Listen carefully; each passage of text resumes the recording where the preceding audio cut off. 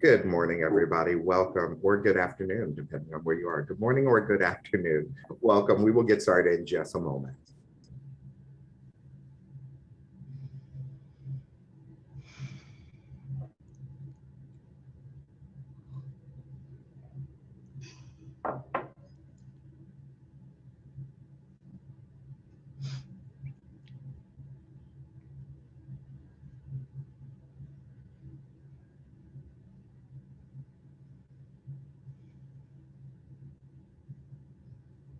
All right, everyone. As we still have people logging in, I'm going to start with some quick announcements before we get started. First, I want to thank everyone for joining us. We are recording these sessions, and they will be available in Whova, our conference app, within 2 weeks after the Congress ends. If you would like to ask any of your speakers a question during this session, please use the Q&A area to the right of your screen. To the right of your screen is also the chat window, and you can engage with other attendees or your speakers there as well.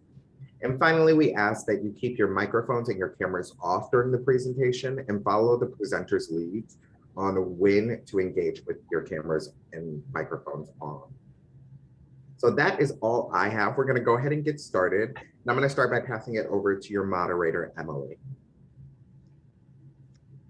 Oh, hi, everyone. Welcome to the general session, Fire Ecology and Effects. And our first speaker is Asha Paudel, Persistent Composition Legacy and Rapid Structural Change Following Successive Fires in Sierra Nevada Mixed Conifer Forest. So take it away, Asha.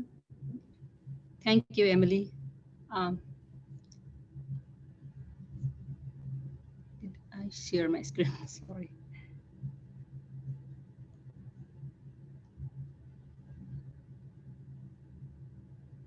It's loading. Can you see my screen?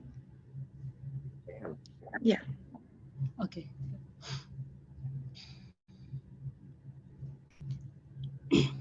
Hi, I'm Asha Paudel. I'm a PhD candidate in the Department of Geoscience, Florida Atlantic University.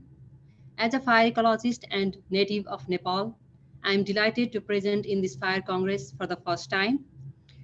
As we all know that fire every year becomes the highlight of our news, turning the ecological process into natural disaster and burning our dominant conifer forest. However, we still do not know much how these wildfire affect the vegetation dynamics of mixed conifer forest of California. Through this presentation, I'm going to address this issue, which title is Persistent Composition Legacy and Rapid Structural Change Following Successive Fires in Sierra Nevada Mixed Conifer Forest. My co-authors are Michelle Copolata and Kyle Merriam from Forest Service, and my PhD supervisor, Dr. Scott Markwith. These are the outlines of my talk. I will be starting with slide insight with the background, research question, hypothesis, and so on. As we all know that fire is a key ecological process of dry conifer forest that has been historically burned in low to moderate severity fire and has been maintaining the vegetation structure, composition, and overall landscape heterogeneity in California's Sierra Nevada range. As you can see the historical image, how diverse and open the landscape used to be. However, due to the past management practices, those were mainly intended for timber production and logging of mature trees and fire suppression. As you can see in the image, the Smoky Bear slogan that was used for the successful suppression policy. These all altered the natural system and resulted in homogeneous, uniformly structured conifer forest and infilling of open spaces by shade-tolerant species, which resulted into shifting species composition from fire-tolerant towards shade-tolerant, and resulted into huge fuel accumulation, both live and dead. As a result of such fuel continuity and climate change-induced drought, modern fires in Sierras have been rising component of high-severity fire that kills conifer seed sources and promote shrub establishment, which also increases dead snakes and coarse woody debris. This image is one of our high severity burn plots in Lassen National Forest. So as a result of such vegetation dynamics, it results into a positive feedback of future high severity fires. So here to understand the effect of such multiple wildfire, we on the vegetation composition community of our study area, we aim to answer how these repeated wildfires change vegetation structure and composition, including shrub, conifer, shrub cover, seedling and tree densities, and fire and shade tolerances. These are done by addressing by testing 4 hypotheses. First 2 hypotheses states that if the forests are repeatedly burned in low to moderate severity fire, this will significantly lower the stand densities and will restore the pre-suppression era forest structure as well as species composition. Our third hypothesis states that due to repeated high severity burns, will limit the availability of seed sources and reduce seedling densities. And our last hypothesis states that shrub cover will be unchanged following a second fire in plots initially burned at moderate to high severity, but may increase in the plots that initially burned at low severities or were unburned. So our study area lies in the beautiful mountainous region of Lassen and Pinus National Forest of Northern Sierra Nevada, California, with elevation ranging from 525 to 2160 meter above sea level. So over the period of 12 years, there are 3 fires happened. First is the Story fire that happened in 2000. And second is the Ridge fire that happened in 2008. And the latest fire was in Chips fire that occurred in 2012 and reburned approximately 45% of Story and some portion of Ridge fire. The image is from the study area. So within those burned perimeters, vegetation change was measured after reburn in 2017 and 2018. That was earlier measured in 2009 and 2012. This table details the plot number based on the severity categories, which are 5 unburned, unchanged, low, moderate, and high severity. And altogether, 134 plots were sampled. The burn severities are based on RD-MBR value used by Miller and Thode, 2007. So for sampling of the dependent variables, we used USDA Forest Service Common Stand Exam plots. So according to which there are 2 circular plots. The smaller one with 5 meter radius was used to count the tree numbers and seedling numbers, as well as to estimate the shrub cover percent. And the larger radius, the larger circle with the radius of 11.3 meter was used to count tree density for tree data. And this was for the ridge fire. And another for the tree samples, variable radius plots were used for the Story fire, which is plotless design that was based on the basal area factor for each plots. So after getting the field data, dependent variables like change in conifer tree, seedling density, and shrub cover was got by calculating, subtracting, getting the differences between 2 sampling periods.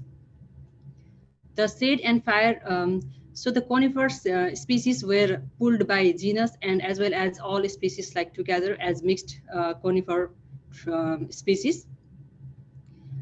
And for calculating the fire and shade tolerance indices, these 2 equations were used. In the first equation that calculates the indicator value, so using the basal area of species and density of the species. And the equation 2 calculates the STI and FTI using the indicator value and tolerance ranking value.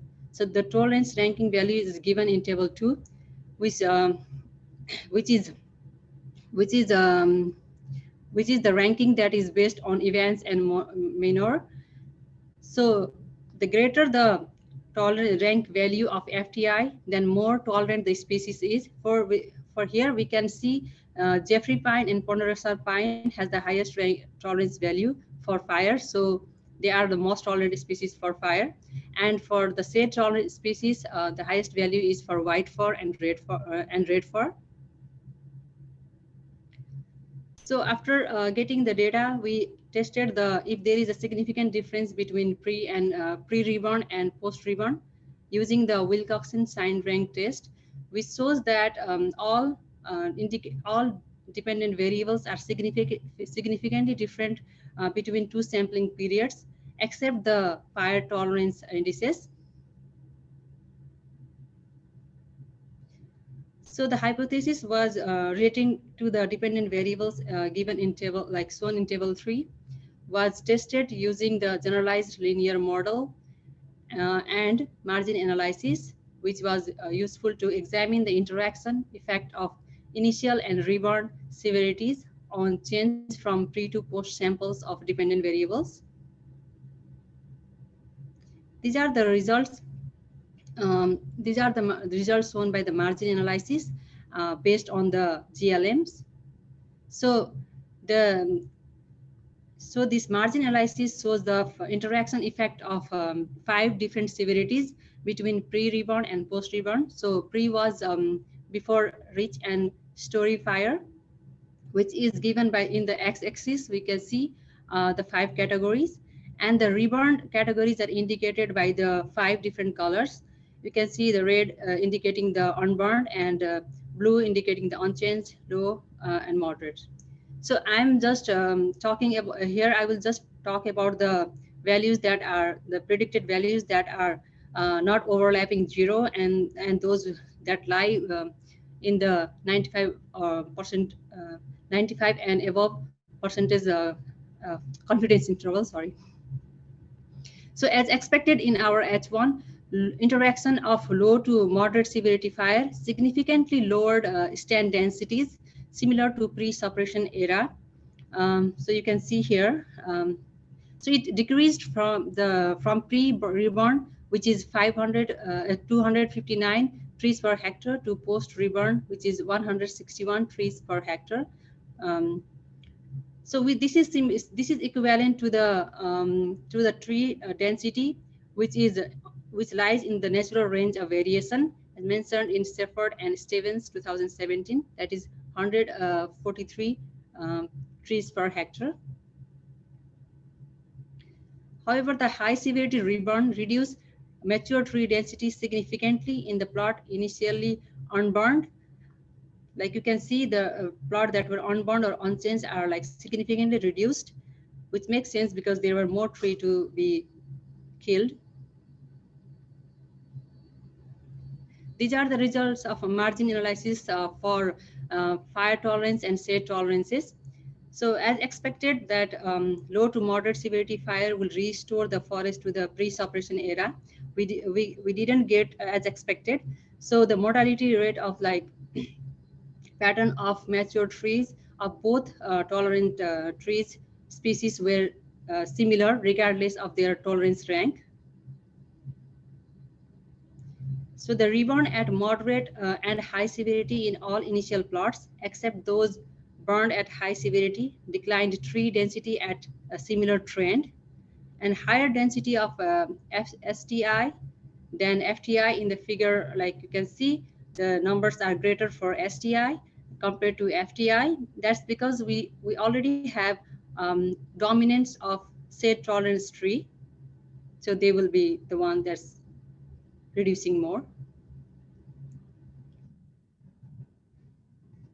So the margin analysis of the seedling density shows that we don't see much like going on here, because the interaction effect of both reborn and the initial burn severities do not have any significant effect on seedling density change, except the interaction of low to low severity. We see some increase in density for the seedlings in this interaction only. However, there is we find that the seedling has the median of seedling density has a strong correlation effect, positive correlation with the precipitation. When we graph this, tracking the precipitation year-wise from the sampling period that was this 2009 and 2012 was our pre-sampling, pre-reborn sampling years, and then we sampled back in 2017 and 18. We see like there is the precipitation was way high, so the pattern of seedling density that was recorded is kind of following this trend. So we see this correlation effect, which was 0.91. Seems like the seedlings were more dependent to the precipitation than the severity interaction. So our shrub cover, as we were expecting that shrub cover will be unchanged following second fire in plots initially burned at moderate to high severity, and may increase in the plot that initially burned at lower severities or were unburned.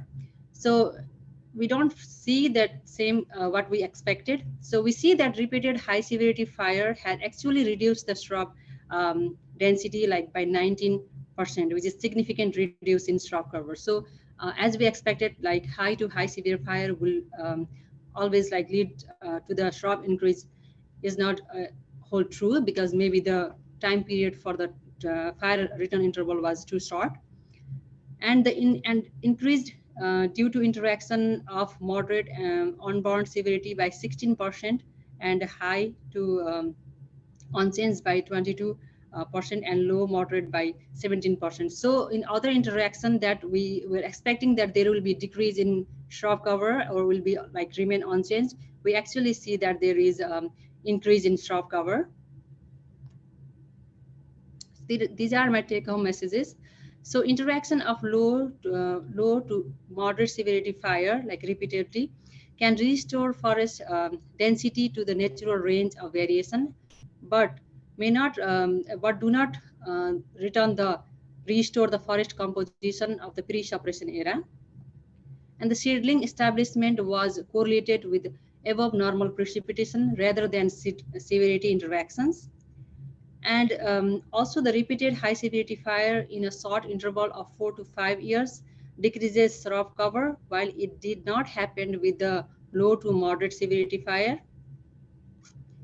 And so for the restoration of large high severity patches and management to increase the dominance of fire tolerant species may be necessary. I would like to thank Joint Fire Science for funding for this research, and my team crew from summer 2017 and 2018, and the crew leader Derek Stanton, and our SUB guy Rick, who was very helpful evacuating us. Thank you. I would like to have any questions. How do I get out from this?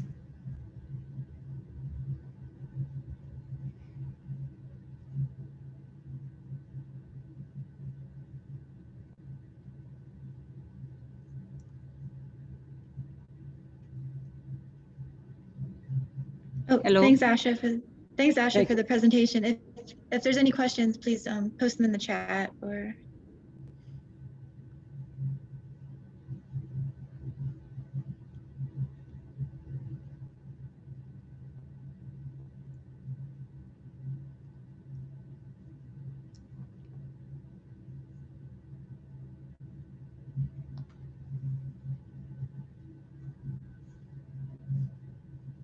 Is there any questions?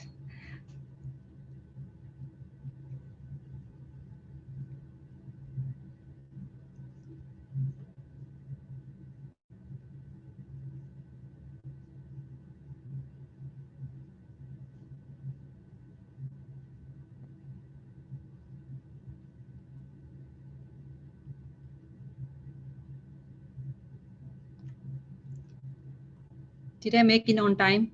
How long I? Oh, yeah. I can introduce our next speaker. Okay, thank you. Oh, thank you.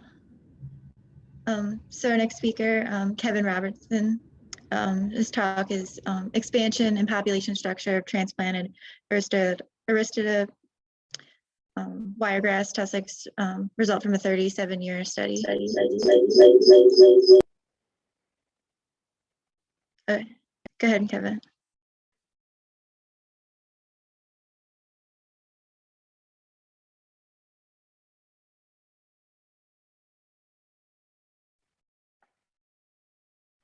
You might be muted if you're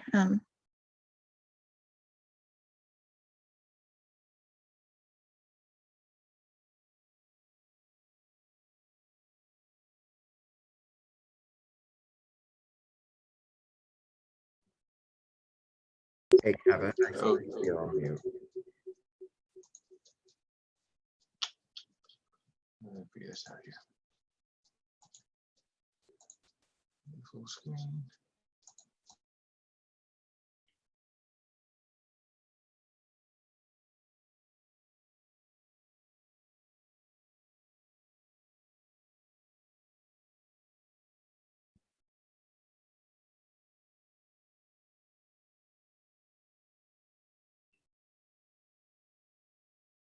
Kevin, are you able to unmute right now?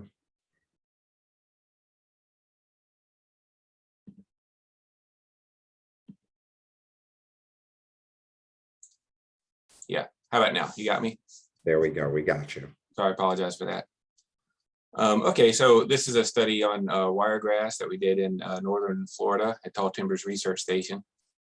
And wiregrass is, or it's Aristida stricta, either Aristida beyrichiana or Aristida stricta variety beyrichiana, is a foundational species in southeastern U.S. pine savannas. And just to kind of give you an idea of its distribution, again, there's some debate as to whether these are two different species or if it's two different varieties of the same species, but this gives you an idea of the total distribution of this group. And you can see it's an endemic to the southeastern coastal plain, which is not universally very widely distributed, but where it occurs, it can be very important. As I said, it's a foundational species in the sense of providing a very important fuel matrix for frequent prescribed burning. It resprouts extremely rapidly after being burned, growing over a centimeter per day in some cases, and is a perfect matrix for trapping longleaf pine needles and providing a very flammable fuel matrix. It also seems to be important for sequestering soil carbon and providing habitat for ground nesting animals. But it's also very sensitive to soil disturbance. And so for that reason, and also because it's so fire dependent, including requiring fires between the months of about April to August or so to flower, it's become relatively rare on the landscape, or it's decreasing as we speak. Even a single disking event like this to put in a fire break, for example, we studied in our area to almost eliminate wiregrass even 10 years after that single disc line was put in. And for that reason, it's again, a conservation concern species. And it also kind of helps classify longleaf pine savannas as one of these ancient fire dependent plant associations that have been dubbed old growth grasslands or woodlands and savannas by Veltman et al. And others, in that it's very long lived, it's persistent, perennial, but is pretty slow to recolonize areas once it's eliminated. Wiregrass is a ring-forming species. A lot of times in the literature, you'll see it listed as a bunch grass, but it's not cespitose grass in the true sense of having intravaginal clonal reproduction. It actually reproduces to the exterior of the plant, and in that regard, in being a ring-forming plant, it's more related to, in its structure, to plants like creosote bush or others that you tend to find in the desert instead of a true bunch grass. And this is a schematic that we drew up from excavating several wiregrass plants. And you can see it starts to form this kind of hollow center as these individual ramets expand towards the outer part of the clone. And also it breaks up into individual ramets, or ramet hierarchies, they call them, where they produce, each ramet produces multiple tillers as it expands outward, but they're actually physiologically independent from each other, even though their roots are kind of intertwined with each other.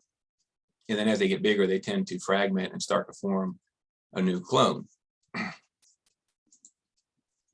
So just kind of showing that a little close up from some excavated wiregrass plants, you can see that it's not really a cespitose grass, but it's actually a rhizomatous grass that just has very short rhizomes that grow kind of slowly towards the exterior of the plant, and they start to die out to the interior of the plant. And they have these roots that grow outward as well, which probably helps explain why they tend to be spaced evenly, which has been seen in some recent literature like Vaughan et al., I think 2017, that show wiregrass tussocks to be uniformly distributed in an area, which suggests interspecific competition, but it hasn't been, tested or experimentally derived. In this panel C, you can see how those individual ramets are separate from each other, even though their roots are intertwined. So the research I'll talk about today was centered in northern Florida and southern Georgia, where back in 1981, Bruce Means, who was a research director at the time, took some wiregrass tussocks from Greenwood Plantation in southern Georgia and from the Munson Sandhills just south of Tallahassee, and transplanted them to Tall Timbers Research Station. And the Greenwood and Tall Timbers sites are both in ultisol soils or clay hill soils that have a BT horizon underneath the surface or clay horizon. And the Munson Sandhills were in intersols that were underwater in the Pleistocene era. And so they're pretty much just pure sand. So part of it was he kind of wanted to see if there was a difference in their ability to transplant them, although that's not really the focus of this study. And he transplanted them to these plots here in rows that in one case was within each of these subplots, there was a row where the plants were planted a meter apart, and then another where they were planted 1.5 meters apart. And the pairs of rows were 5 meters apart. It was a pretty simple design. Again, you can see how 3 of them were from Greenwood Plantation, 1 from the Munson Sandhills. The Munson Sandhills one, just as kind of a side note, about half of the tussocks died in the first year.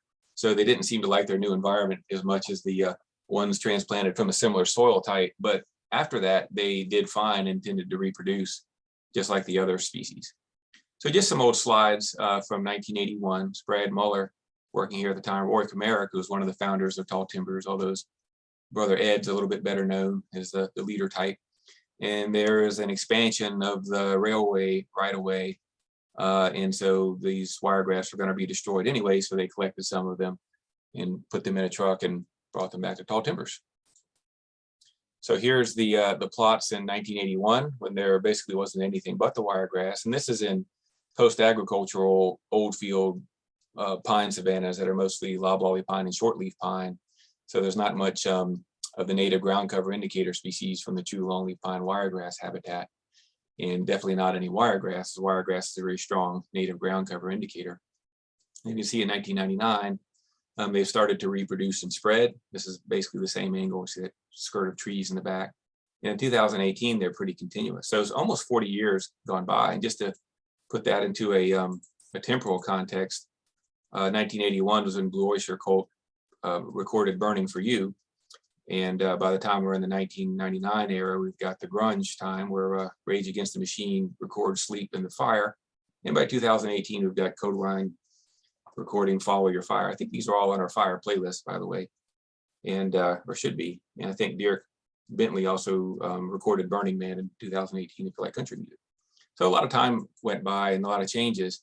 Although Bruce Means came back to check on his plots to see how we were doing after 37 years. And TJ Lascivious was a intern who was down from Gallaudet University. He was one of our deaf interns. He did all the field work and did a great job in 2018 and wrote the first draft of the manuscript. Bruce is a pretty famous herpetologist. You might see him on videos and National Geographic and other sources for his work on amphibians and the tepuis, among many other things. This table shows the prescribed fire history of the site. So everywhere where you see a month is where there was a burn in that year, and showing what month the burn occurred in, and dates in some cases. If there's a dash, and there wasn't a fire that year. The bold ones are ones that occurred in April or later. And again, that's that time period in which wiregrass responds by actually flowering and producing seed. And if it's not burned that late, it does not produce seed. And for decades, people wondered if wiregrass reproduced by seed at all, because so much of the burning was done in the winter in this part of the world. So you can see that not all of the burns were done in that flowering season. About half of them were. So there could at least be some flowering and some reproduction by seed dispersal. So this is kind of a summary slide of what we found over time, with these black dots show the original wiregrass tussocks where they were planted.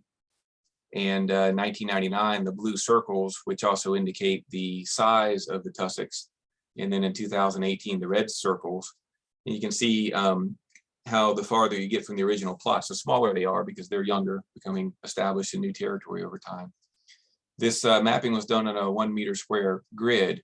And so the dark gray circles are the 1 meter squared that had the original tussocks in them, and then the hashed squares, the ones that had the 1999 tussocks, and the light gray squares, the most recent 2018. Again, just kind of showing the increase in land that was covered by the expansion of the wiregrass tussocks.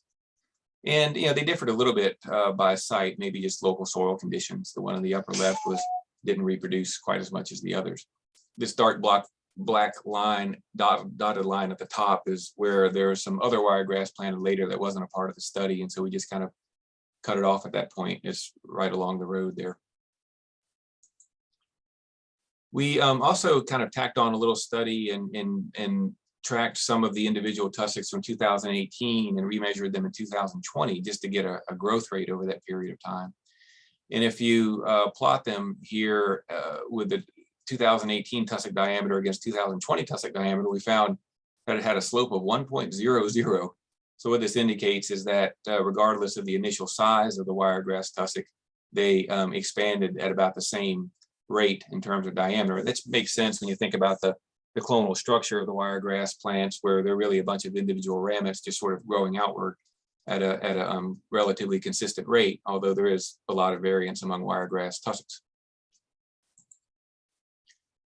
This table shows the different diameter classes in the first column, and then the number of plants and the percent of the ring habit. So they start out with none of them showing a ring, and then they increase from there to, by the time you get over 25 centimeters in diameter, they pretty much all have that real strong ring pattern. And then the last column is the percentage of rings intact, or what percentage of the ring was still there. So it tends to break up over time, like I showed you in that initial schematic, such that by the time it gets over about 25 centimeters or 20 centimeters, there's less than 80% or around that area intact for various reasons, either just natural death of the ramets or severe fire breaking them up or different things. We don't really know. So this one pattern kind of stood out when you're looking at the tussock mean diameter within each 1 meter squared quadrat where we found the plants versus the number of tussocks per meter squared. So each one of these dots represents a 1 meter squared area, and showing that there's a relationship between the mean diameter of the tussocks, or the size, and the number of tussocks, and that there's this kind of consistent limiting point that's shown by this dashed line that's the same in 1999 and 2018. So it suggests kind of a self-thinning mechanism where for a given tussock size, you can only have so many tussocks within a 1 meter squared area. And it's worth mentioning that you never get anywhere close to 100% of the area covered by the tussocks if you define the tussock basal areas being the area within the tillers. It only gets up to about 20%. So again, there seems to be some kind of a self-limiting mechanism there, probably intraspecific competition, but again, we haven't experimented to find that out. That's causing them to maintain this structure. And they also tend to be uniformly distributed, as has been indicated in previous research. So this graph shows on the x-axis the initial number of tussocks per meter squared in 1999. We didn't measure the diameters in 1981. We just stuck them in the ground, or Bruce did. So we're just looking at the data from 1999 to 2018, and the y-axis shows the change in the number of tussocks. So basically, if you start out with a lot of tussocks in 1999, then they decrease in number over time. And if you start out with few tussocks in 1999, then they increase in number over time. And so there's this kind of central tendency that that causes there to be, in most cases, about 3 to 6 tussocks per meter squared, which is a number that you often see in the literature when describing natural wiregrass populations. So it seems like that that number isn't really an accident. It's something that's a result of the way that these plants are interacting with each other, their environment. So similar graph showing on the x-axis the tussock total basal area where basal area is considered the area within the outer part of the tillers, in that more or less circular clone. And again, if you start out with higher basal area, then they decrease over time. You start out with lower basal area, then the basal area tends to increase over time. And again, that sets up the situation where there's this kind of central tendency from about 0.05 to 0.12 meters squared per meter, meter squared per meter squared, meter squared of the tussock area to meter squared total. So again, a similar graph for tussock median diameter. If they are big in 1999, then the median diameter decreases. And if they're small to begin with, then they tend to increase. And of course, the tussocks aren't getting smaller. It's just that they're bigger. They're dying out or fragmenting and being converted to a larger number of smaller tussocks, which again results in kind of a central tendency to around 10 to 20 centimeters diameter. And once again, if you look at literature describing mature wiregrass communities, you often hear them talking about that range, that kind of adult or most common size of tussocks being about 15 to 20 centimeters. This is a portion of the maps that we created, pretty much zooming in for that earlier figure that I showed, where you can see the original tussocks in 1981, and then how they, they've grown to a certain size by 1999. But in many cases, they fragmented, which is pretty obviously the case in tussock 132. In other cases, they just disappear, like tussock 133, and otherwise they might just die and be replaced by subsequent ramets. It's kind of hard to tell, which is going on in which case. So we just set up some criteria to identify new tussocks as more or less round. So some conclusions are that wiregrass spreads slowly, but ultimately it dominates the area under conditions of frequent prescribed fire, including some in the growing season, which is important to get it to flower and produce seed, and a high light environment and protection from soil disturbance. The changes over time suggest density-dependent regulation of population structure, possibly reflecting intraspecific competition and competitive exclusion. The tussock diameter growth rates are not strongly associated with tussock size, which again reflects the independence of the ramet hierarchies that compose the clone and are just kind of growing outward from the center. And again, wiregrass acts kind of like a K-selected, highly competitive, late successional type species that tends to dominate a stable climax-like community. Seems to be a really good competitor with other species, of which there are many in this experiment. And the results are promising for eventual restoration of wiregrass over large areas, but it might take some time. So I'll stop there. And I wanted to mention as well that this is a published paper now. Most of what I presented is in a published paper, not all of it. And I wanted to put this up in case you're interested in following up. Thanks very much.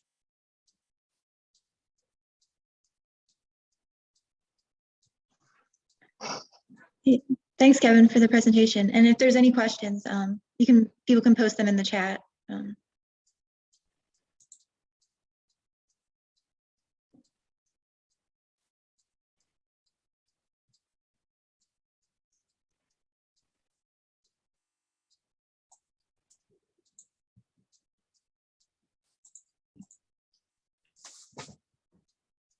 Kevin, there's one question for you in the chat.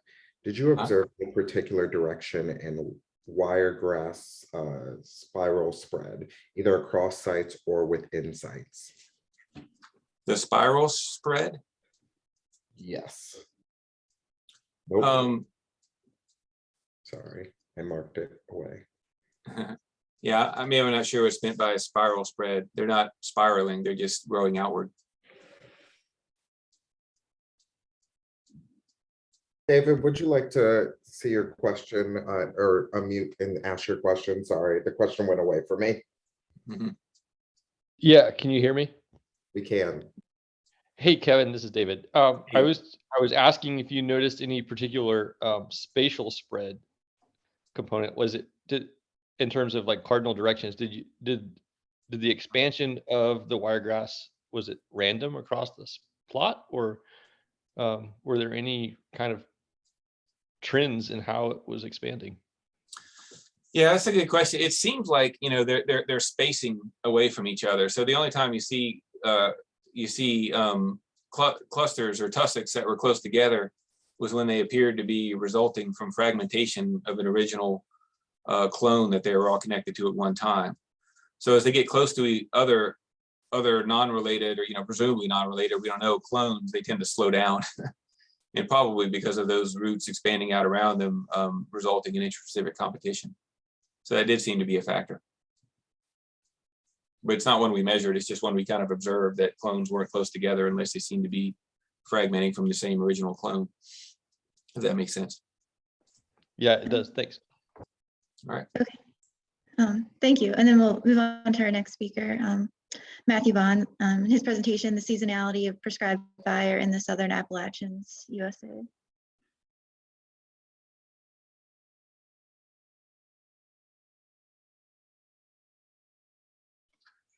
All right, can everyone see me and hear me all right? Yes. Awesome. You can see the PowerPoint.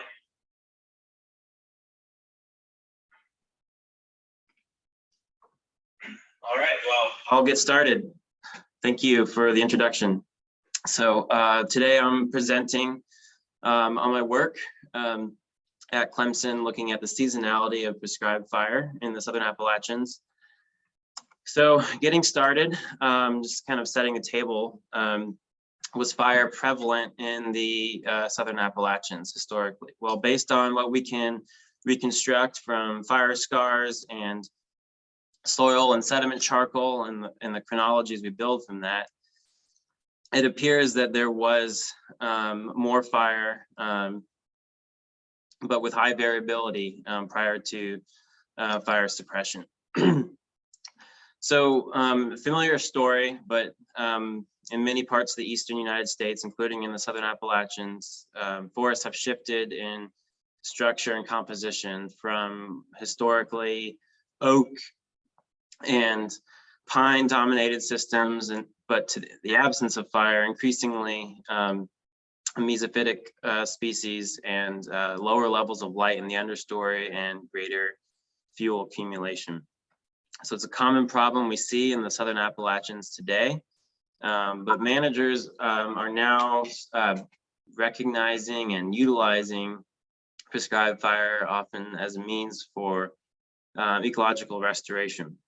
But what fire regimes are we establishing, and how does the timing of our modern prescribed fires compare to the seasonality of historic fire regimes? So these graphs here are just hypothetical, but if we're thinking about the distribution of fires throughout a calendar year, how might the fire that we use today match or not match what it did, what it was more historically? So in the Southern Appalachians today, most prescribed fire occurs in the dormant season. For example, in March has been declared prescribed fire month in the state of South Carolina, and that's kind of representative of in the region of the time of year when most managers are burning the most. But does burning later into the growing season or later into the year offer a viable option to expand burn days for reducing fuels and altering vegetation? So this the study was funded by the Joint Fire Science Program to get at this question.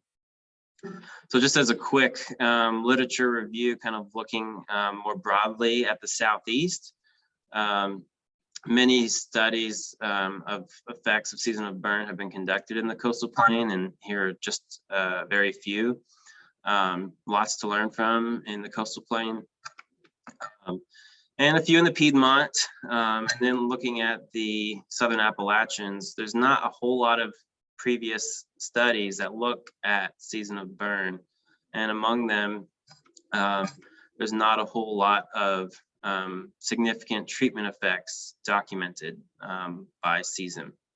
So getting at kind of the overarching question for this project, how and according to which factors does prescribed fire vary between dormant season and early growing season burns? So for this project, we kind of operationally defined our growing season burns is mainly in the early or dormant or shoulder to the dormant season.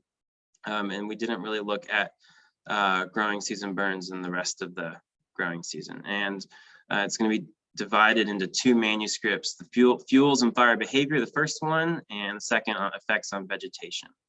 So let's dive into the first one. So this was recently published in Fire Ecology, and the research questions that I want to focus on today. How do meteorological conditions influencing surface fuel moisture, coverage of plot area burned, time integrated temperatures in a fire, and surface fuel consumption and the relationship between those? How do those all differ by season of burn? There were some other questions too, but we for this presentation, we focused on these questions. So our study area was in Northwest South Carolina and Northeast Georgia, Chattooga River kind of splitting the middle there. We established plots for pre-burn or before the treatments for fuels and vegetation. We collected data on the day of burn. And then we went back to those same plots and were able to get post-burn data, fuels and vegetation. So in 2016, two graduate students before me established plots on the Chattooga River Ranger District side. And then in 2017, when I came on, established more pre-burn plots. And then after a crazy 2016-17 with wildfire in the region, finally got our first burns in early 2018. And this just kind of summarizes the different treatments that we had. As you can see, the growing season burns are concentrated here in the month of April, whereas dormant season burns are a little more spread out. But you can see their sizes and elevation range here. So then those represent the fires. 2018 came in and did post-burn fuels sampling. Had some more fires in 2019, and then collected the post-burn data finishing in 2020. So this diagram here just shows the plot layout that we used. I can get into it more if you'd like, but each one was 30 by 30 meters and subdivided into 10 by 10 meter subplots. And we sampled the understory in 1 by 1 meter quadrants within those 10 by 10 meter subplots. And just quickly with our methods, we used Brown's protocol to sample fuels. We used nail measurements to quantify litter and duff consumption. We also did some grab samples on the day of burn for fuel moisture. And we used thermocouples. So we oriented them, even though this, despite the limitations of the technology, we used it as best we could. We oriented the probes uniformly above the fuel bed surface, and we buried them in the ground to keep them safe from the fire. And we also collected bolt char height and collected meteorological data from the nearest remote weather station. I can get into this more if you'd like, but this is just a quick overview of the statistics. The main thing as I get into the results, I'm going to show some values and tables. If you see them, that means that there were significant differences. Green is growing season and brown is dormant season. So looking at our proportion of plot grid points burned just between dormant and growing season, there's a clear difference where we had much higher coverage of plot area burned in the growing season with some outliers, whereas in the dormant season, much more of a spread. And then that's that same plot area burned. We go on the y-axis. But now we're looking at fuel moisture on the x-axis, going from wettest on the left to driest on the right. And you can see it lines up with that area burned. So as we, especially with the dormant season, with that more of that spread, you can see that the lower the fuel moisture, the greater the area burned within the plot. And then looking at our time integrated thermocouple temperatures. So these are the temperatures experienced by the probe.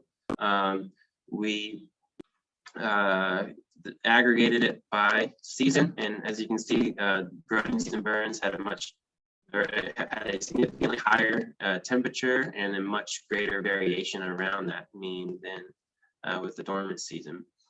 So kind of digging into that, this overall trend, this graph here shows throughout the burn day, starting from about a little before noon and going until after 6 local time. You can see this is the 1 hour moving average of thermocouple heating for temperatures above 60 degrees Celsius.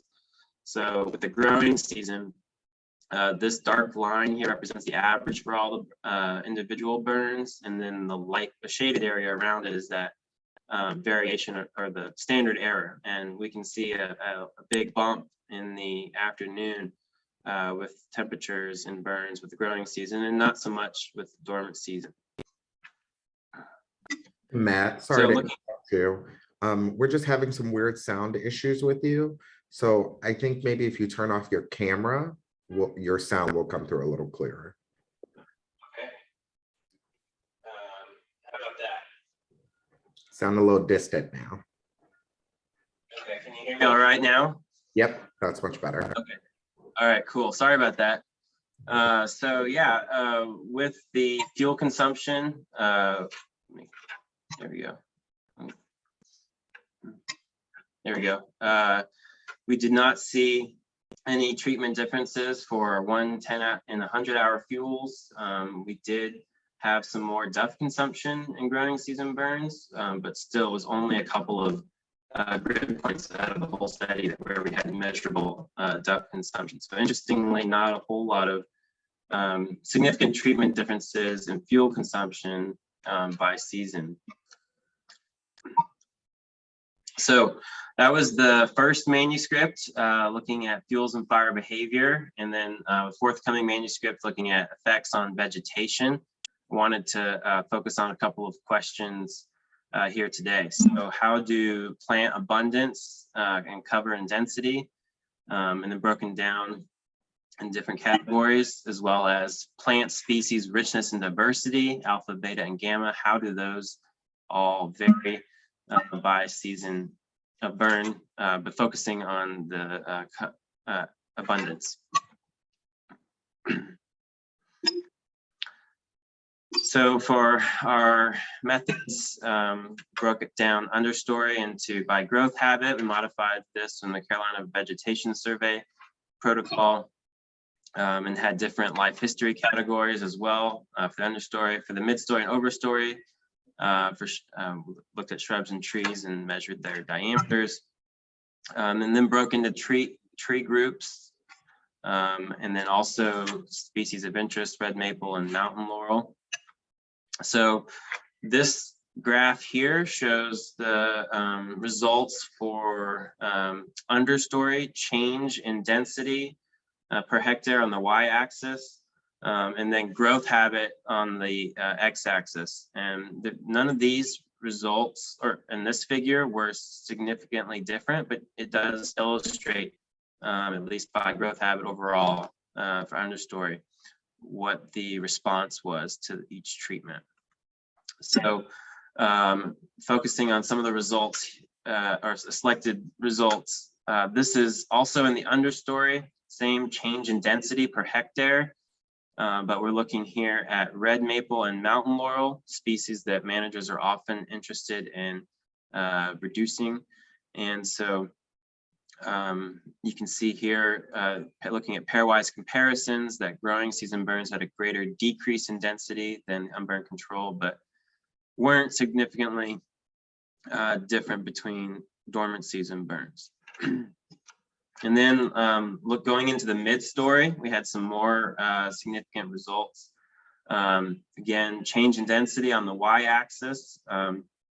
And here you can see that for mid-story shrubs for all size classes, growing season burns had a greater decrease in density in comparison to dormant and season and unburned control. And then looking in the mid-story, red maple and mountain laurel, we've looking at red maple, we've got some significant differences as well. So discussion, kind of what are the themes that tie it together? So early growing season burns were on average hotter and drier, and this allowed fire to reach into parts of the landscape left unburned in the dormant season. But interestingly, it didn't result in higher fuel consumption per unit area, except for duff. So early growing season burns can reduce fuel loads as effectively as dormant season burns, is what our study suggests. And then with in the effects on vegetation, a lot of the effects were concentrated in the mid-story rather than the understory and in the smallest diameter classes, with early growing season burns more effective at reducing mid-story stem density of shrubs and reducing mid-story density of red maple. But just as a note, these were single burns, and the effects from them will likely attenuate over time. So additional treatments will likely be needed in conjunction and looking at other studies to alter composition more permanently. So in thinking from a manager's point of view, you've got all these variables, right, that make up your prescription windows, and you've got dormant and growing season burns, and trying to figure out when to burn. But in thinking of it perhaps as more of a continuum, not so much as one season versus the other, I think might be helpful moving forward, and burning in times of the year that may not be traditional, but can help us restore our forests. So with that, I'd like to acknowledge the funding for this project from the Joint Fire Science Program, Consortium of Appalachian Fire Managers and Scientists, and many people that were a part of this.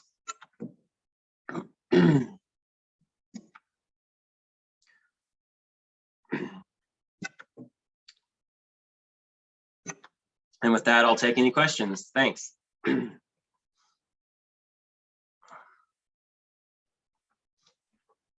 Thanks, Matt. And if there's any questions, you can post them in the chat or unmute yourself and ask. Thank you.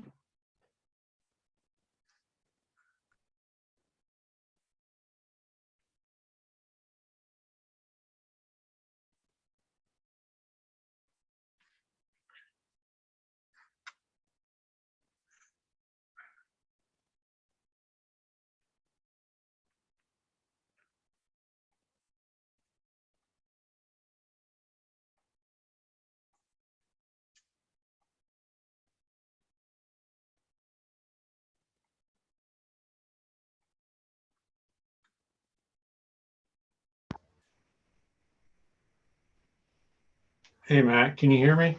Yes, I can hear you.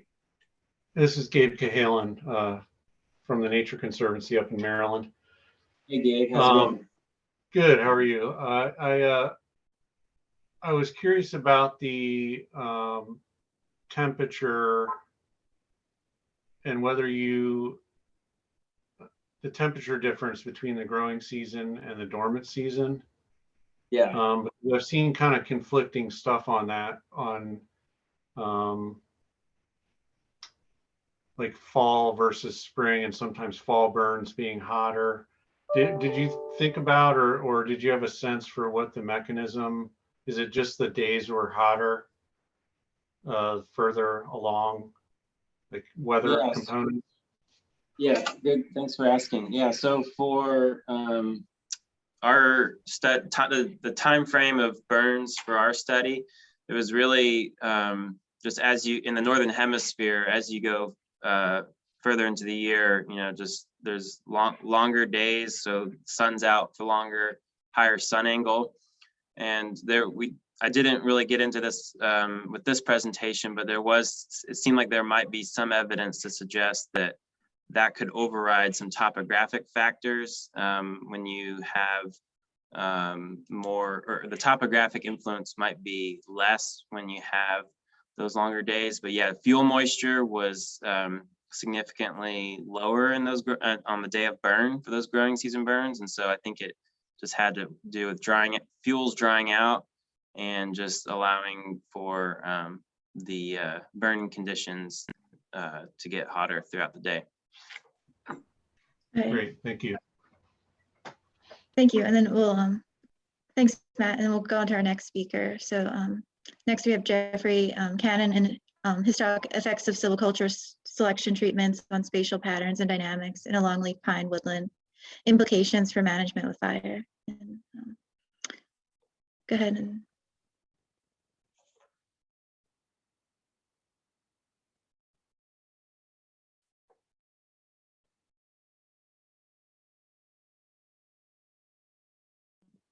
Jeffrey, I apologize. You are currently on mute.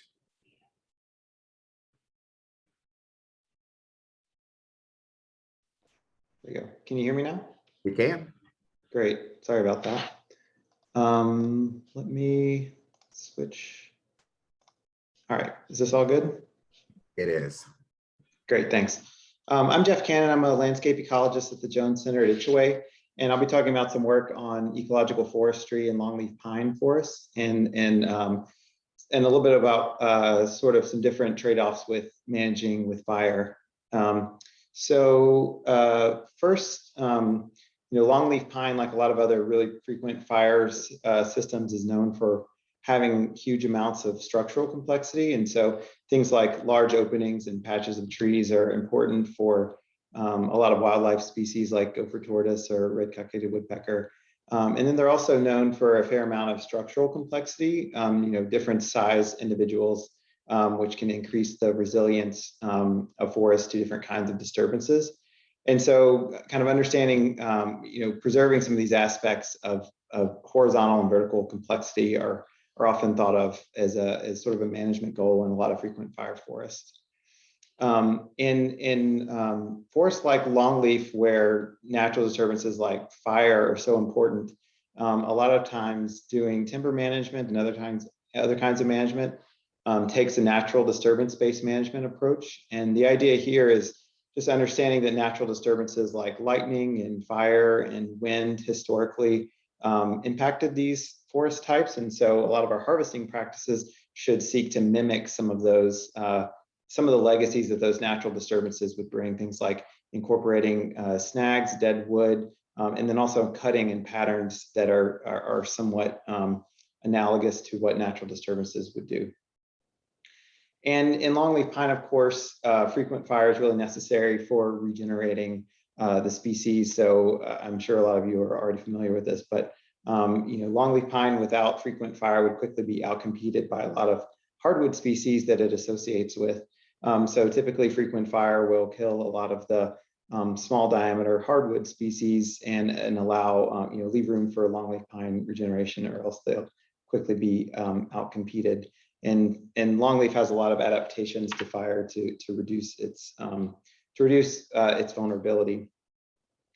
However, if there's a break in the fire regime, a lot of these establishing hardwoods can recruit to size classes where they can avoid being top killed by fire. And so here's a photo. It doesn't take too long for hardwood species to get to the size where they can escape fire. And then part of the issue is once they get to this size range, they're also consistently generating leaf litter, which is less flammable than some of the understory species or longleaf pine leaf litter. And so that can make it even more difficult to kill these with fire. And so you can have this break in fire for a number of reasons. One could be some neglect in management or a series of wet years, or there could be a number of circumstances. And then there's also some kind of disturbance-based reasons for this. So if you think about a natural disturbance like a hurricane, it can create large gaps. And when you have large gaps, it can be an issue for leaf litter, needles, which are an important source of fuel in longleaf pine, to reach the center portions of the interior portions of larger gaps. And so you can have fuel deficits in the middle of those, and then fire may not reach and be able to remove hardwood. So you may get hardwood encroachment along with disturbances like wind damage. And of course, this would also be a consideration for any kind of harvest. And so natural disturbance-based management in longleaf focuses, one, on maintaining structural heterogeneity, and then on the other hand, also wanting to maintain consistent fuel inputs. So not having too large of gaps, which can prevent fuels from consistently, having sufficient coverage of fuels within gaps to continue management with fire. And so one of the questions that we wanted to answer was looking at some silvicultural treatments that occur in pine and asking, how do they change forest structure, pattern, and dynamics? And then we also wanted to compare that to a reference site, the way track that had been, that's had some minimal disturbance, but frequent, had an intact and frequent fire regime. And so in longleaf pine, some of the uneven age and natural disturbance-based management methods that are typically used are on one hand, group selection. And the idea here, illustrated by this data, is to harvest trees in these groups that are meant to mimic, moderate severity wind, small scale wind disturbances. And the advantage of this is you create a lot of light for rapid understory recruitment. However, one potential drawback is you can make the stand vulnerable to disruptions in fuel continuity and may risk ability to control hardwoods. Another method is individual tree selection. The one that's used a lot in this region is Stoddard-Neal method. And so this is based primarily on mimicking disturbances from lightning strikes and very small wind events. So this is typically removing individual trees.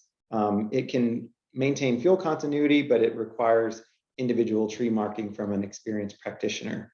And then you can also imagine within this some kind of compromise approach where large gaps are created. However, there are some residual trees that are left within gaps to provide continuous fuels in this group with reserves treatment.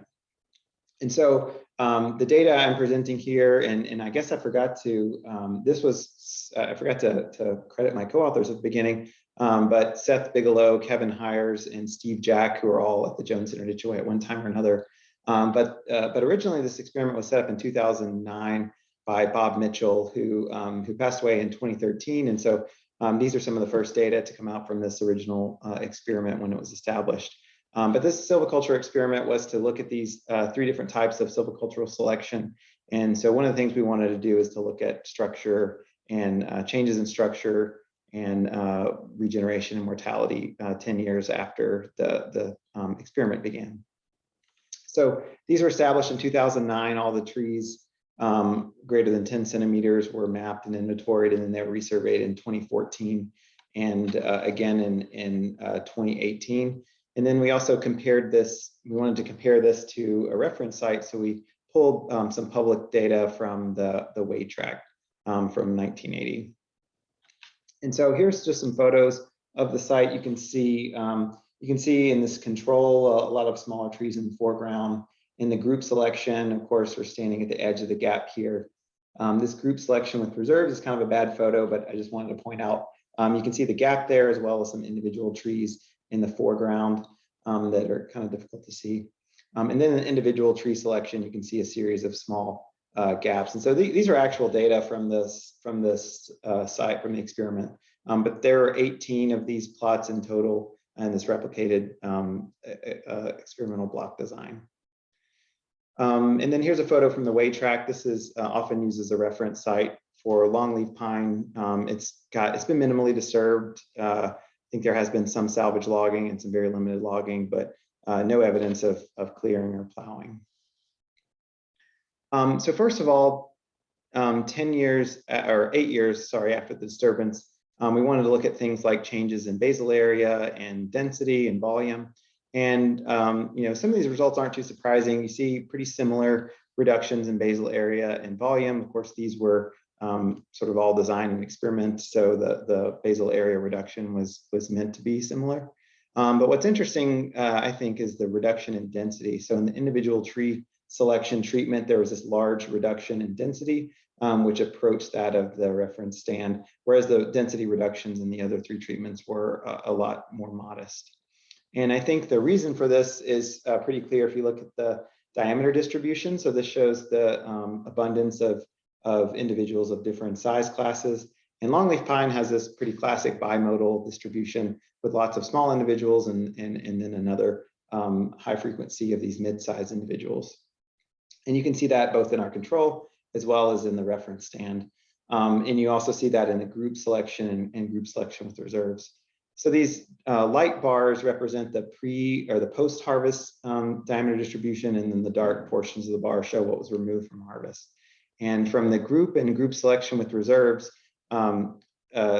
trees were removed relatively consistently across the diameter classes.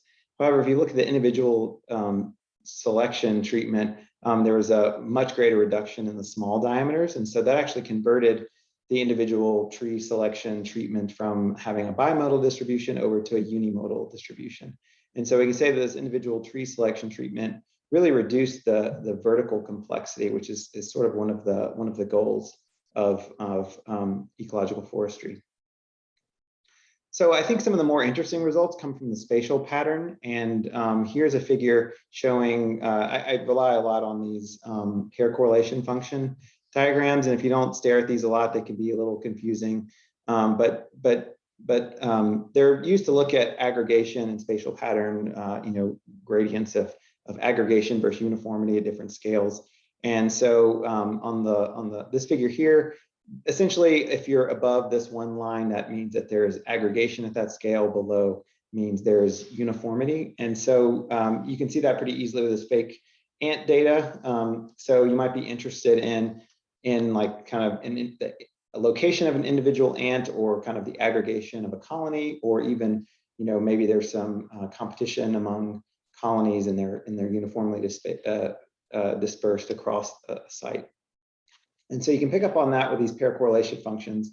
And essentially the way to interpret these are, this value 3 indicates that if you are looking at an individual ant in this case, and you are looking, say, 10 meters away, you are 3 times more likely to run into other ants or find other ants than if these ants were just randomly dispersed. On the other hand, if you look, and so that 10 meters corresponds essentially to the size, the width of these patches or colonies of ants. And then over here, if you're looking at a 30-meter radius, you're far less likely to see ants. So in this case, you'd be about half as likely to see another ant if you're looking in a 30-meter radius. And so you're able to pick up on these patterns of aggregation at 10 meters and uniformity at 30 meters. Although in forest, we typically don't see a lot of uniform distributions. It's typically a gradient between random and aggregated. So with that, I want to just present that quickly before going into the results here. But in the top left here, you can see the spatial pattern in the reference stand, and you can see this very high aggregation at small distances, meaning that there are small patches of trees, and then that level of aggregation decreases when you're looking at larger scales. And that same general pattern was found in our controls to begin with. If you look in the group selection and group selection with reserves, the dotted line here represents the spatial pattern prior to treatments. And you can see that slightly increased in aggregation. So we saw a greater increase in aggregation, which is not too surprising considering you're removing trees in a group, which is an aggregated way of removing them. So that's going to enhance some of the horizontal complexity. But when you look at the individual tree selection treatment, you actually see this fairly substantial reduction in spatial pattern. So at fine scales, what we see is that if you're standing next to a tree, you're far less likely to find another tree in the next 5 meters or so than you would be if these trees were dispersed randomly. And so the individual tree selection actually reduced a lot of spatial structure and resulted in kind of a more uniform appearance to the stand following the treatments. You can also apply this kind of method to look at regeneration, or even looking at how individual clumps of regeneration might be associating with adult trees. And so when I say regeneration here, we're only looking at trees greater than 10 centimeters in diameter. So this patch of this regeneration dome is pretty typical of recruitment of longleaf in gaps. And so we see typically as they get larger, that level of aggregation remains the same. So there's relatively high aggregation. The group selection with reserves treatments had high aggregation, and which is worth pointing out. And the other thing that's worth pointing out is in the individual tree selection, we found that recruiting trees were far less likely to be found near an existing tree. So that meant we very rarely saw recruitment of individual trees near an established tree or within like 5 meters of an established tree. And so these different treatments are altering some of the spatial patterns of recruitment. And then secondly, looking at mortality, we found relatively similar rates of mortality across the different treatments. However, where that mortality was occurring changed. And then kind of what to note down here is that mortality in the individual tree selection treatment tended to be relatively random with respect to existing trees. So in these control and group with reserves, mortality was typically associated with trees which were competing or maybe overtopped by other nearby trees. So we saw higher rates of mortality when a tree was close to another tree, which kind of makes sense from a competition perspective. But that wasn't the case in the individual tree selection. Mortality was random. And so the kind of take-home message from this is, if you're thinking about ecological forestry and longleaf pine, you've got these two distinct goals. One is to maintain structural complexity at a lot of different scales. And so if you want to maintain structural complexity, kind of the main ideas are to, one, try to keep a lot of the smaller diameter trees. And then two is to allow and create some large gaps and leave some dense patches, and then allow for patchy recruitment. And in each of these cases, we found that tended to be the case. We found a lot of that in the group selection treatment. However, a secondary goal of ecological forestry and longleaf is to maintain fuel inputs necessary for fire continuity. And if you want to do really good at that, the goal is to really have uniformly spaced trees. And so you never go too far without having an existing tree, so that there's something there to produce fuel and maintain fire continuity. In reality, these two goals seem like they could be in opposition to each other. Any kind of uniformity you allow to have hardwood control can take away from the heterogeneity. And so it can be this tricky exercise to try to balance these two objectives. We did find the group selection with reserves treatment seemed to have still increased structural complexity, but also maintain some individual trees for hardwood control. We don't have data in this study for hardwood control. That's been researched by Seth Bigelow and Andy Whalen and others. So I just want to leave you with that. And I guess one other thing here is, that's not coming up. The other thing is thinking about natural disturbance-based management. If you're trying to, this kind of group selection with reserves is actually a lot more similar to the pattern we see from natural disturbances. And so whenever hurricanes and tornadoes occur, they're not puncturing perfect holes in the canopy. Rather, there's usually a lot of heterogeneity, a lot of residual trees. And so this actually might be more in line with natural disturbances anyhow. So thanks a lot. I'm happy to take any questions in the chat or over email later. So thanks a lot. I can't tell how much time is left, but let me know if there are any questions. Oh, thanks, Jeff, for the presentation. If there's any questions, you can unmute yourself. I have a question, Jeff. This is Kevin Robertson. I think you're familiar with our work that looks at the importance of gaps in the longleaf pine community at the wade tract for allowing longleaf pine regeneration. Even though you do get broadleaf woody plants in there, the pines tend to overtop them and then end up establishing a new regeneration patch. I was just wondering if that alleviates any of your concerns about the gaps and the relative lack of fuel. Yeah, I don't, I'm familiar with some of the work. I don't know the size of the gaps there. In this experiment, at least, the gaps were relatively large, and I didn't, this data set, our next step in this research is to look at regeneration and recruitment. And so we've used terrestrial LiDAR in all of these stands, and we just got finished mapping all the pine regeneration. And so we're interested in the oaks as well. So I think as a next step, we hope to look at the rates of recruitment of smaller individuals here. From just being out there and examining these sites, these gaps seem to have pretty massive hardwood encroachment, and you see these perfectly circular, hardwood domes there. There certainly are a few pines in there, but yeah, I'm certainly interested in kind of the fate of those over time, and to what extent that gap occurring from a silvicultural process may differ from a hurricane, which is going to leave at least some residual trees to provide some fuels. But I'm not with the weight track. How large are the gaps that where that occurred? Yeah. Oh, we're going over time. Oh, well, we can cut you chat off here. Yeah, we can catch up on Chat. it. Thanks a lot.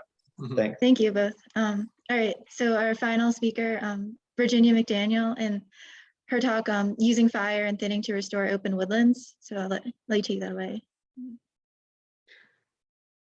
All right, thanks, Emily. Let's see, hold on a second, let me share. All right, can you hear me and see the screen all right? Yeah, everything looks good. Okay, cool. So first, I want to thank my co-authors. Gabe DeYoung he's the main TNC person in charge of the monitoring. He did a lot of the analyses for this project, so I really want to give him kudos. Doug Zonler and Susan Hooks have been involved in this project for the last 10 years and done a lot of work on it. And Dr. Tara Kaiser and Dr. Don Bragg have been really, really supportive of the project, and I appreciate their contributions to this presentation. All right, so I want to talk to you guys about a landscape project that we are working on the Ouachita National Forest. And okay, so this study took place in the Ouachita National Forest, which is a 1.8 million acre national forest located in western Arkansas and eastern Oklahoma. And the Ouachita Mountain ecoregion is part of a larger mountainous area in the interior of the United States called the Interior Highlands. And as you can see, it's pretty much surrounded by various Great Plains and prairie ecosystems. And like many regions of the United States, the forests in the interior highlands of Arkansas and Oklahoma were historically much more open than they are today. And we know this from a variety of sources. One of them is historic photos, like this one that was taken in 1931 in the Ouachita National Forest. And we also know it from historic accounts. Thomas Nuttall was a botanist who traveled through Arkansas in the beginning of the 19th century. And he noted how open and park-like the systems were here. And he was a botanist as well, so he paid attention to the herbaceous plants, noting the profusion of beautiful and curious flowers. He also recognized that fire was playing a really important role in maintaining these open systems, keeping the woody vegetation in check, and also that fire was fairly frequent on the landscape. And in Arkansas, we also have the physical record of fire in these fire-scarred stumps. Marty Spedich has done a bunch of research up in the Ozarks, and Will Flatley and his grad students have done some work in the Ouachita Mountains recently and come up with a fire return interval of about every 3 to 14 years. But after a century of fire suppression, what we have here is a hazardous fuel buildup of stifling leaf litter and duff and a thick canopy layer. So not burning in the eastern systems doesn't create a fire-prone system that's to catastrophic fire and high-intensity crown fires like out west, but I would argue that this hazardous fuel loading is a hazard to biodiversity. But where the story that I'm going to tell begins in the late 1980s, the Forest Service is probably more interested in board feet than biodiversity. So what caused them to care? Why? And what caused the Forest Service to start thinking about this was this little 2-ounce woodpecker called the red cockaded woodpecker. It was recently listed as endangered under the Endangered Species Act, and the Ouachita had a small population of this bird that wasn't doing well. And one of the reasons it wasn't doing well was because it requires open canopy and, you know, a grassy, diverse understory with a lot of insects to eat. And obviously that wasn't in existence very much on the Ouachita Forest in the 1980s. So with some encouragement from the Fish and Wildlife Service, the Forest Service began thinning the midstory and prescribed burning on a rotation of every 3 to 4 years in an attempt to restore the woodland structure that the red cockaded woodpecker required. And what's cool is what they found happened was with the removal of that leaf litter and the influx of nutrients from the ash of the fire and the addition of light from removing that midstory, the understory diversity just exploded. And all those grasses and forb seeds that have been lying dormant in the seed bank for all those years, they were just waiting for the right conditions to germinate. And that's what happened. So pretty impressive study. And with this landscape change, the red cockaded woodpecker started doing a lot better as well. All right, so the study that we're going to talk about, how did this particular study come into being, was in 2010, the managers on the Ouachita National Forest on the Mena-Odin Ranger District started wondering, in management area 14, that the area in blue had an even age structure, and they kind of were wondering, like, are we doing enough management here? Do we have enough open cereal conditions? And so they decided to put in some monitoring plots to see what was going on. And then in 2012, another monitoring project started up in management area 22. And this was the management area was kind of created for the red cockaded woodpecker, that pine blue stem grass ecosystem. And so that's where the project got started. So management area 14 is about 100,000 hectares. And so we, in 2010 and 2011, we installed 100 plots, and then we measured those on every 3 years, and we've had a chance to do 2 measurements. So your baseline measurement, repeat 1 and repeat 2. And then management area 2 is about a 76,000 acre management area. Those plots started in 2012 and 2013, and also measured those on a 3-year rotation. But for the purposes of this study, we're going to be looking at baseline data and the second measurement. This was measured 3 years later. So the monitoring design, we had 10-meter radius macro plots. All trees over 2 centimeters DBH were measured. And then we had 4 1-meter square quadrats where we ID'd plants to species and gave them a cover estimate. All right, so this is a story, the title of this presentation suggested, it's a story of 2 management areas whose trajectory toward restoration differs. And that begins with management. So what I want to show you on this slide, this is the number of plots per treatment. Basically, management area 2 had about twice as many burned plots. They had more burned and thin plots, about half the number of no treatment, and less thin plots. But I'd argue that in this system, thinning without burning has its consequences because vegetation grows so quickly here. And then in terms of burning, management area 2 had about half the number of unburned plots, over twice as many plots that had burned once, and over 3 times as many plots that burned more than twice. Sorry, I knew one of my was going to make a cameo in this presentation.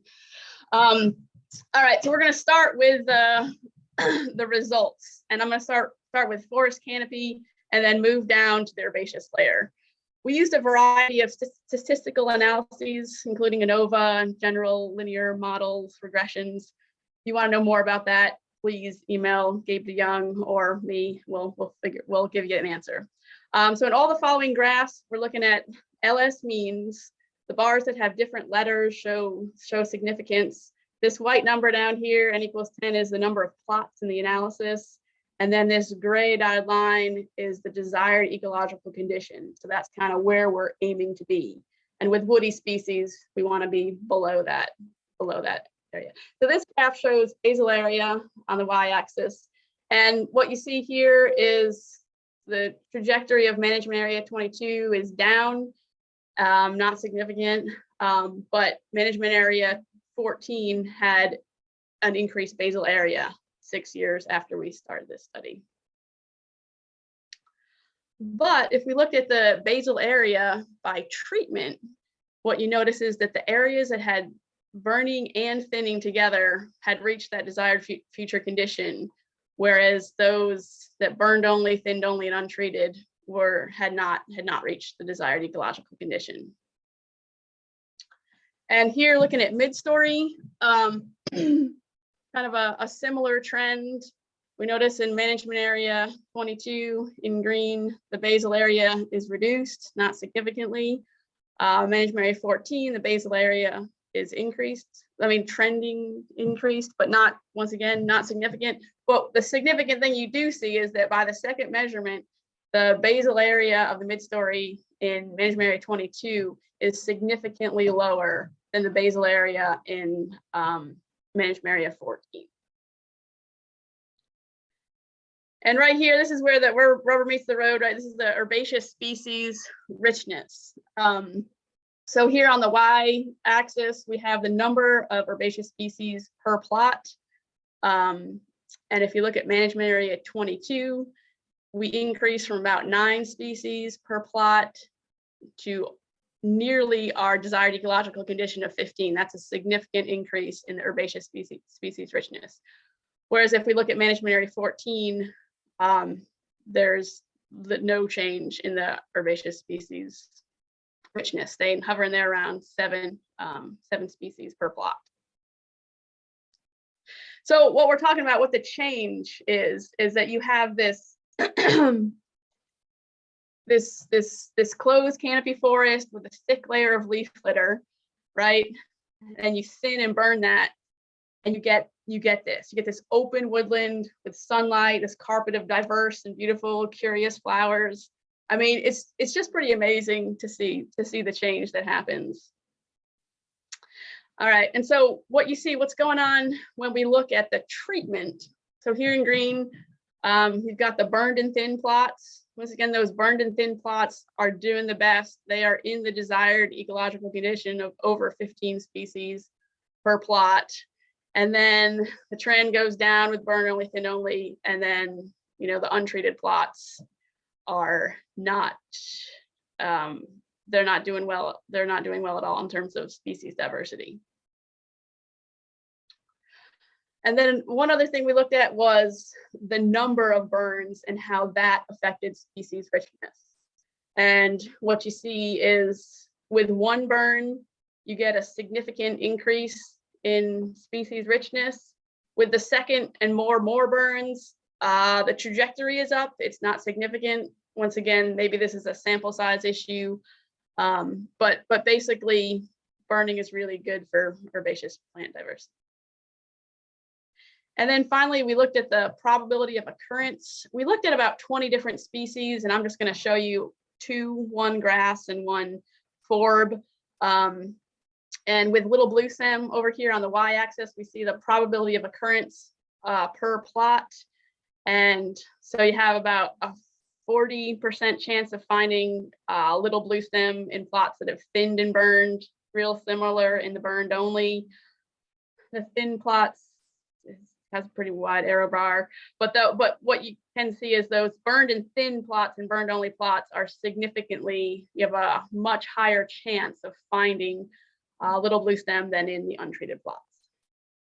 And over here, we're looking at the number of burns. So from the gray is the unburned and yellow is one burn. So you can see, once again, your probability of finding little blue stem in a plot increases significantly if the area is burned. And this is looking at the woodland sunflower. And this was a trend we saw for a number of species, that if we compared management area 22 and management area 14, we had nearly double the probability of finding a species in management area 14, or sorry, excuse me, management area 22 as management area 14. So that's pretty cool. Once again, the trajectory of burning, burning is great for these herbaceous plants that we're looking at. All right, so finally, my conclusions. One of the things that I'd like to emphasize is that burning and thinning really works well to restore plant communities in the pine woodlands in the Ouachita National Forest. I'm not saying it would work really well everywhere, and I think that's why it's so important that we do these localized and ecoregion specific studies, so we can kind of figure out what works and what doesn't. Second, I was really impressed by the resilience of these forest communities to recover so quickly after a century of fire protection. The fact that all the native grasses and forb seeds were in the seed bank and able to germinate with just a little influx of nutrients from the fire and the increased blight. I think it's really, really neat. And then finally, I'd like to say that this is restoration, but it's also hazardous fuel reduction in the context of many eastern systems. Forest suppression in the Ouachita Mountains and many eastern systems doesn't necessarily create catastrophic fire. Will Flatley in his talk, he talked about the catastrophic fire is probably more a result of weather, like those huge wind events that happened in 2016 in the Southeast, rather than fuel buildup. But mesification and the buildup of leaf litter and duff in these systems is a hazard to the biodiversity. It's a hazard to native plants, insect populations, bird populations.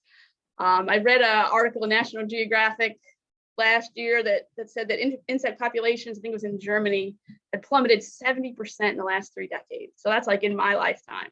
I think that's a hazard. I think we really need to talk about hazardous fuel reduction kind of in a different way in the eastern forests. If we're saying we reduce fuel by 6 tons per acre, it doesn't really mean that much. But if we say, we cut the mid-story basal area in half and we doubled the diversity of the understory in these fuel treatments, I think that's a really meaningful thing to say. So the mission of the Forest Service is to restore the health, diversity, and productivity of national forests and grasslands. And I think this study is showing that's what we're doing on the Ouachita National Forest. And so there we go. I want to acknowledge a lot of people were involved in this study, and I hesitated to put names here because I'm worried I'm going to forget somebody. But I really want to thank all these people listed, the National Forest and TNC employees that assisted with the monitoring over the years. It's been a lot of fun and a great learning experience for me. So if you have any questions, just pop them in the chat. If you feel free to shoot me an email if you have any questions beyond this talk. Yeah, so there's some questions in the chat. So the first one, how was the ground layer affected by the treatments? How was the ground layer affected by the treatments? Mm-hmm. I'd say, the ground layer in terms of species diversity, I guess I don't understand the question. Oh, Robert, if you want to unmute yourself and ask the question, please go ahead.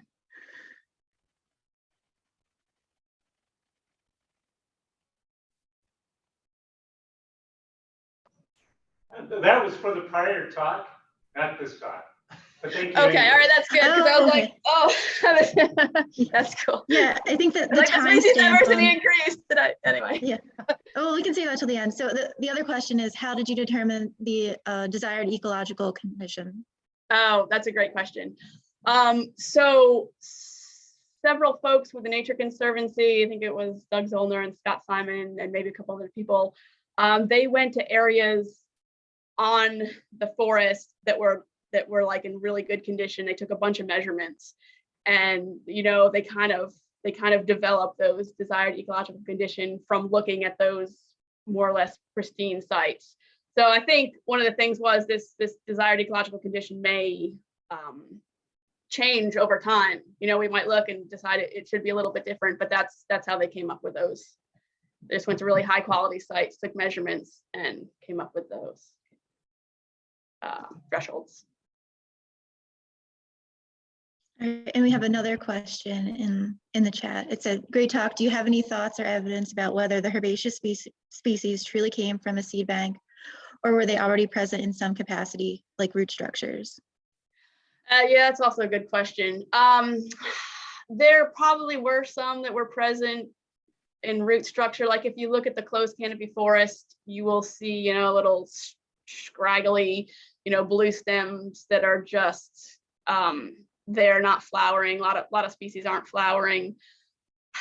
But I don't know, with the numbers that they come back in after the treatments, it seems like it would be more than just the plants there. And I don't have any evidence for that. I just looking at how quickly the change happens, it seems like maybe it's the seeds in the seed bank. But yeah, I don't really have a good answer for that. Sorry. All right, and then there's one more question we can quickly get to. Does the treatment order matter for the thin and burn? Would you recommend thinning the areas and then burning, or burning first and then doing the thinning? Do you think that the order impacts the results? Does it not matter that much? It might impact the timber markers. Like they might want it burned first just to be able to walk through it more easily. I think mostly I don't know, and I can't say for sure. I'd be just guessing.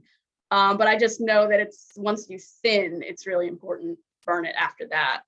I don't see any problem with, running a fire through there first to kill some of the smaller stuff and make it easier to walk through, and then doing a thinning. I don't know if it matters.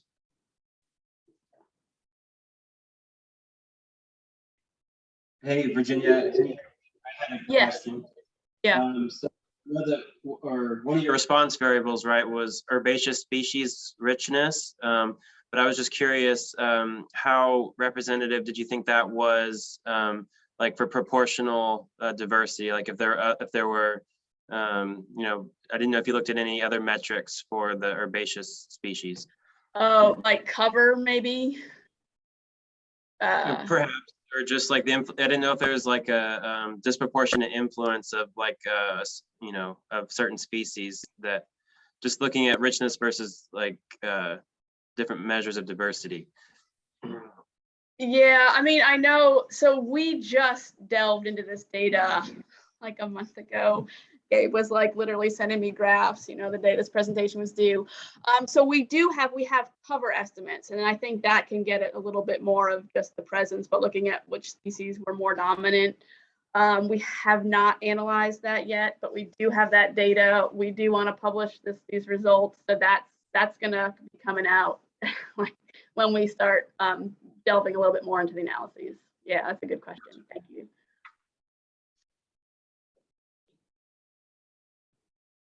All right, everyone. Well, I'm going to go ahead and end us at this time. I want to thank all of our speakers for sharing your expertise with us and for being here with us today.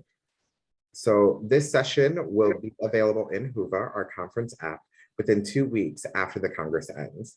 Be sure to join us at our closing plenary session starting at 3 p.m. Eastern Time. This session will feature our AFE Special Awards announcements and keynote speaker, Paulo Fernandez, Associate Professor at the University of Tres Montes, and Lenya Quinn Davidson, Area Fire Advisor for the University of California Cooperative Extension. To choose the one you'd like to join, use the agenda tab to the left of your screen, click sessions, and click the main session title to join. Thank you all again. Thank you to our speakers and everyone joining us. And I hope you have a great rest of your day. Bye-bye.